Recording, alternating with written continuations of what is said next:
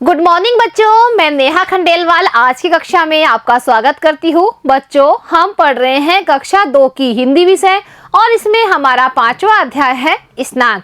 तो बच्चों, आज हम इस अध्याय में करेंगे हमारा अभ्यास कार्य। तो करते हैं प्रश्न नंबर 1। बच्चों, यहाँ पर लिखा हुआ है उचित शब्दों द्वारा रिक्त स्थान भरे। बच्चों, यहाँ पर आपको कुछ रिक्त स्थान दिए हुए हैं जिनको हमें भरना है और हमें किससे भरना है? जो यहाँ पर शब्द दिए हुए हैं उनकी सहायता से हमें इन रिक्त स्थानों की पूर्ति करनी है। तो करते हैं बच्चों। पहला यहाँ लिखा हुआ है जल, यहाँ पर है रिक्त स्थान नहीं होगा, तो वापस से रिक्त स्थान आया है कि कई बीमारियां हो जाएगी। तो बच्चों, इस रिक्त स्थान में क्या होगा? जल स्वच्छ। तो यहां पर हम लिखेंगे जल स्वच्छ नहीं होगा, तो इसमें आएगा बच्चों चमड़ी की कई बीमारियां हो जाएगी। तो बच्चों, स्वच्छ और चमड़ी इन दो शब्दों की सहायता से हमने ये वाला रिक्त स्थान पूरा कर लिया है। जल स्वच्छ नहीं होगा तो चमड़ी की कई बीमारियां हो जाएगी। अब करते हैं दूसरा, जीजी तुम कितनी। अब यहाँ पर रिक्त स्थान है लग रही हो, तो बच्चों इस रिक्त स्थान में क्या आएगा? जीजी तुम कितनी अच्छी। तो बच्चों यहाँ पर हम लिखेंगे अच्छी। जीजी तुम कितनी अच्छी लग रही हो। यह किसने कहा था? मनु ने कहा था जब उसकी जीजी नहा करके आई थी, यानी स्नान करके आई थी। अब तीसरा पढ़ते हैं रोज लगाकर नहाना चाहिए। बच्चों यहाँ पर क्या आएगा? साबुन। तो बच्चों साबुन हमने यहाँ लिख दिया है, रोज साबुन लगाकर नहाना चाहिए। तो बच्चों इन शब्दों की सहायता से हमने इन रिक्त स्थानों को पूरा कर दिया है। अब करते हैं अगला प्रश्न। प्रश्न नंबर 2 है नए शब्द बनाएं। बच्चों, हमें यहाँ पर नए शब्द बनाने हैं और वो किस तरह बनाने हैं? जैसे एक यहाँ पर किया हुआ है, यहाँ लिखा हुआ है स्वच्छ, और स्वच्छ में बच्चों ता जोड़कर नया शब्द बन गया है स्वच्छता। तो बच्चों ता हमने छ के पीछे लगाया है, ये बन गया स्वच्छता। वैसे ही बच्चों इनको भी हमें बनाना है नए शब्द। तो जैसे यहाँ लिखा हुआ है प्रसन्न, प्रसन्न में हमें जोड़ना है ता, तो नया शब्द क्या बन जाएगा? प्रसन्नता। इसी तरह बच्चों यहाँ पर लिखा हुआ है पढ़, और पढ़ में हमें नए शब्द बनाने के लिए हम जोड़ेंगे ना, तो यहाँ पर आ गया है पढ़ना। और चढ़ में भी ना जोड़ने पर नया शब्द बन जाएगा, और वो शब्द क्या है? चढ़ना। तो देखिए बच्चों, हमने इन शब्दों के द्वारा नए शब्द बना दिए हैं। अब करते हैं प्रश्न नंबर 3। यहाँ लिखा हुआ है पाठ में आए उन शब्दों को जानिए जिनमें विसर्ग का प्रयोग हुआ है। बच्चों इस पाठ में कुछ ऐसे शब्द आए हैं जिसमें विसर्ग का प्रयोग हुआ है। अब विसर्ग किसे कहते हैं बच्चों? जैसे ये 2 बिंदु लगी हुई है इसे कहते हैं विसर्ग, और विसर्ग को हम है के रूप में पढ़ते हैं। जैसे बच्चों यहाँ लिखा हुआ है प्रातः, तो बच्चों ये विसर्ग है, उसको हम है के रूप में बोलेंगे, तो इसे क्या बोलेंगे? प्रातः।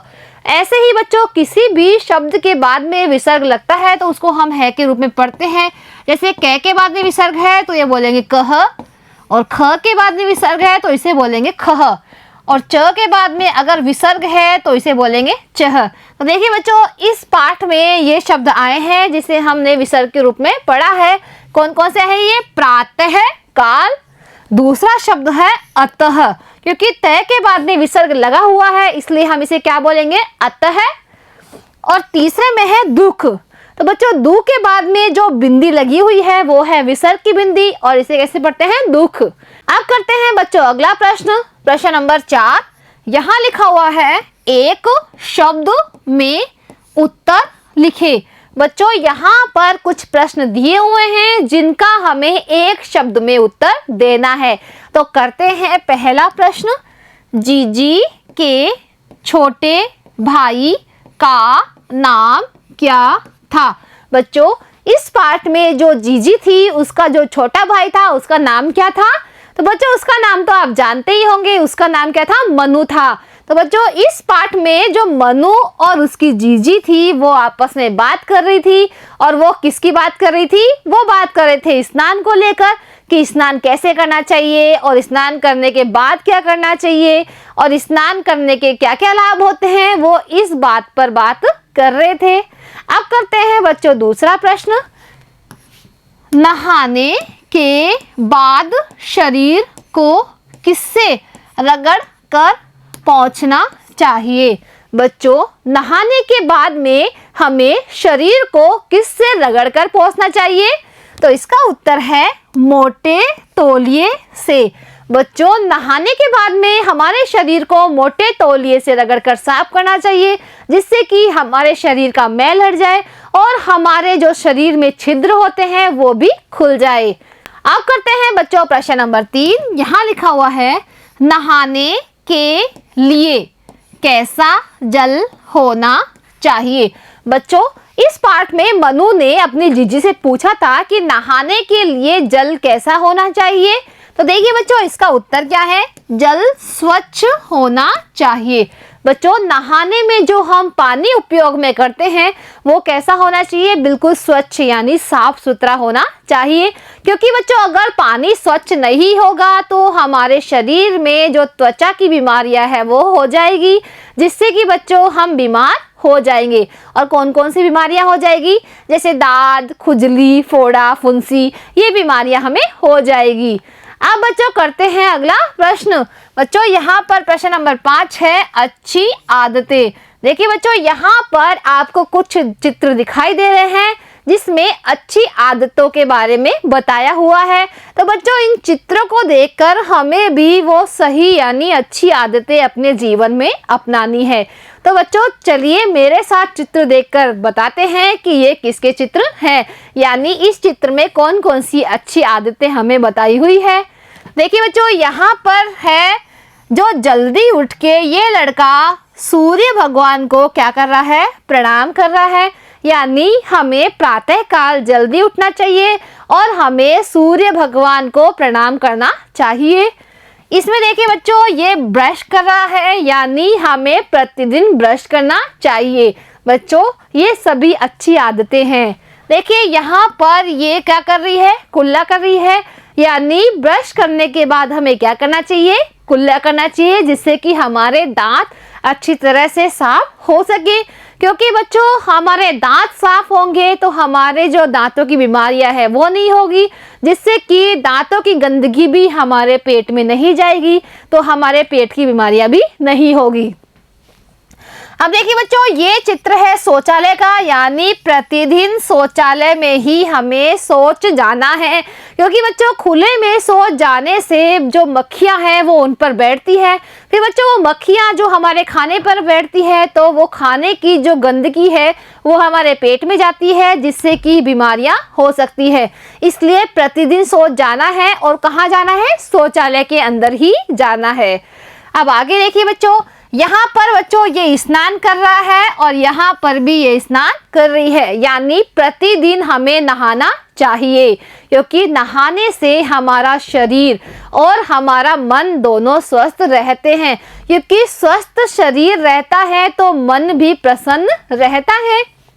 अब देखिए बच्चों इसमें ये जो लड़का है वो क्या हो रहा है? तैयार हो रहा है, यानी नहाने के बाद में हमें कांच के आगे खड़े होकर तैयार होना चाहिए, जिससे कि हम खुद अपने आप को देख सके कि हम कैसे लग रहे हैं। अब देखिए बच्चों यहाँ पर ये लड़की है वो बालों में क्या कर रही है? कंघी कर रही है। तो हमें प्रतिदिन बालों में कंघी करनी चाहिए, क्योंकि बच्चों अगर हम बालों में कंघी नहीं करेंगे तो बाल कैसे होंगे? उलझे हुए होंगे, जिससे कि बालों के अंदर क्या पड़ जाएगी? जुआ हो जाती है। इसलिए बच्चों हमें प्रतिदिन बालों में कंघी करनी चाहिए। अब यहाँ पर देखिए बच्चों, ये खाना खा रहा है और खाना खाने से पहले क्या कर रहे हैं, हाथ धो रहे हैं। यानी खाना खाने से पहले हमें अपने हाथों को साबुन से अच्छी तरह धोना चाहिए। अब देखिए बच्चों, इस चित्र में यहाँ पर आपको क्या दिखाई दे रहा है, शूज रैक दिखाई दे रहा है।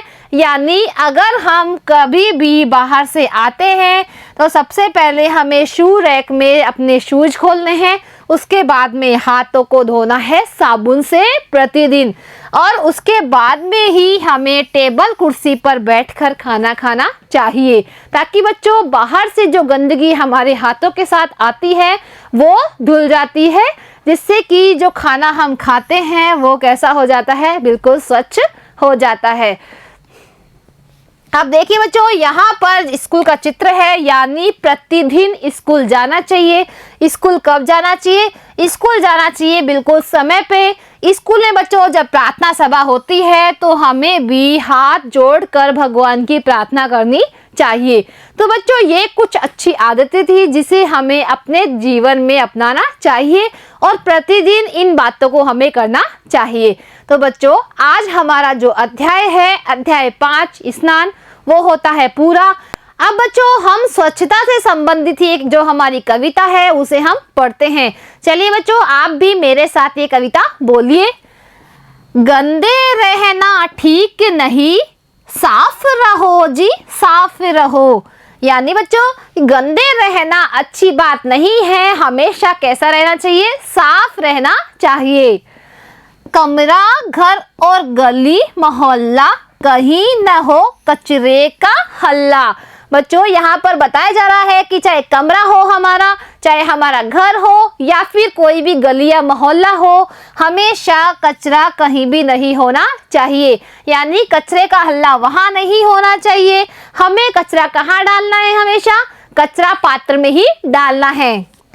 इनसे उनसे सबसे कहो, साफ रहो जी साफ रहो। बच्चों हमें साफ रहने के लिए सभी को कहना है। यानी हमारे घर में, बाहर जो लोग रहते हैं या हमारे साथ जो बच्चे खेलते हैं, उन सब से हमें क्या कहना है कि साफ रहो जी साफ रहो। यदि कहीं हो जरा गंदगी, हाथ बड़ा उठाओ गंदगी, कूड़ा कहीं पड़ा न हो, साफ रहो जी साफ रहो। बच्चों अगर आपको कहीं भी गंदगी दिख जाए तो हमें बिल्कुल शर्म नहीं करनी चाहिए और अपने हाथ उठा करके, यानी अपने हाथ बढ़ा करके उस कचरे को उठाकर कहाँ डालना है, हमें कचरा पात्र में ही डालना है, ताकि कूड़ा कहीं पर भी पड़ा हुआ नहीं हो। क्योंकि बच्चों अगर कचरा इधर उधर पड़ा होगा तो मच्छर होंगे और मच्छर से क्या होगी, बीमारियां होगी। इसलिए बच्चों हमेशा कैसा रहना है, साफ रहो जी साफ रहो। तो बच्चों इस कविता को आप जरूर याद कीजिए और बच्चों इसे अपनी प्रार्थना सभा में जरूर सुनाइए, ताकि सब बच्चे स्वच्छ रहे। यानी इस कविता को सीखकर वो भी साफ रहना सीखेंगे। तो बच्चों आज जो हमारा अध्याय था 5 स्नान, वो होता है पूरा। अब मिलते हैं अगली कक्षा में एक नए अध्याय के साथ। आज के लिए इतना ही, धन्यवाद।